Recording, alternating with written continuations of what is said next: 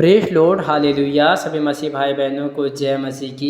ईश्वर का वचन कहता है, धन्य हो जो मन का दीन हो, क्योंकि स्वर्ग का राज उन्हीं का है। यदि आप मन के दीन हैं तो समझिए परमेश्वर का राज आपका है। परमेश्वर का वचन कहता है, धन्य है वह जो शंका करता कि वह शांति पाएगा। तो मन घबरा रहा या परेशानी में हो तो आप चिंता मत करें, क्योंकि परमेश्वर आपको शांति देने वाला है। परमेश्वर का वचन कहता है, धन्य है वह जो नम्र है, क्योंकि पृथ्वी का अधिकारी होगा। नम्रता और दीनता से रहते हैं, प्रभु के वचन के अनुसार से चलते हैं, तो धन्य है आप, क्योंकि परमेश्वर ने आपको पृथ्वी का अधिकारी ठहराया। आगे परमेश्वर का वचन कहता, धन्य है वह जो धार्मिकता का भूखा और प्यासा के तृप्त किया जाएगा।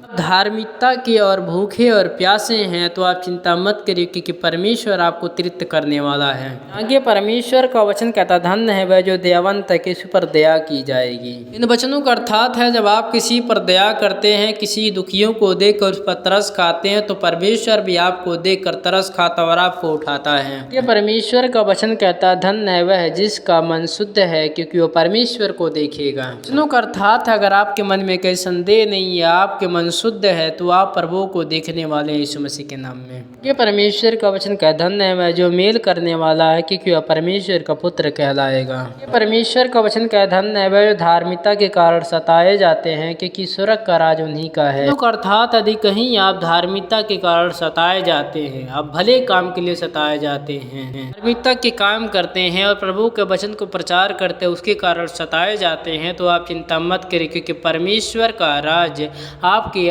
पास आ पहुंचा है।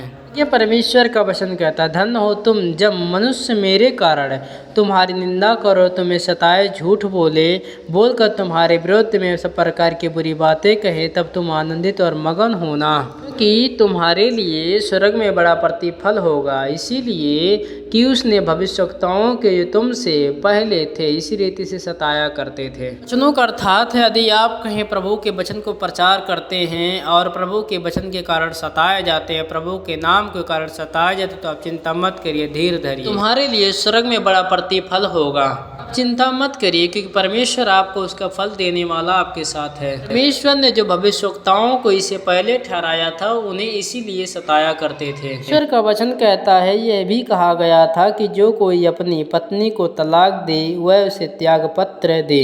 वचनों का अर्थात है कि जब आप अपने पत्नी को तलाक देते उसके साथ आप त्याग पत्र। आगे परमेश्वर का वचन कहता, परंतु मैं तुमसे कहता हूँ कि जो कोई अपनी पत्नी को औरत विचार के सिवा किसी कारण से तलाक देता उसे औरत विचार करता है, और जो कोई उस त्यागी हुई से विवाह करता वह भी औरत विचार करता है। वचनों का अर्थात है, यदि आप अपने पत्नी को कहीं पाप करते देख लेते हैं, कहीं बुराई करते देखते हैं, तो अपने पत्नी को त्याग पत्र दे, उसे बिना निर्दोष के त्याग देते हैं, तो उसे पाप करते हैं और औरत विचार करते हैं। ये प्रभु का वचन कहता है, उस समय यीशु ने कहा, हे पिता स्वर्ग और पृथ्वी के प्रभु, मैं तेरा धन्यवाद करता हूँ कि तूने इन बातों को ज्ञानी और समझदारों में छिपा रखा और बालक पर प्रकट किया है। तो अर्थात है, परमेश्वर ने जो बात छिपा कर रखा था वो प्रभु यीशु मसीह पर प्रकट किए थे।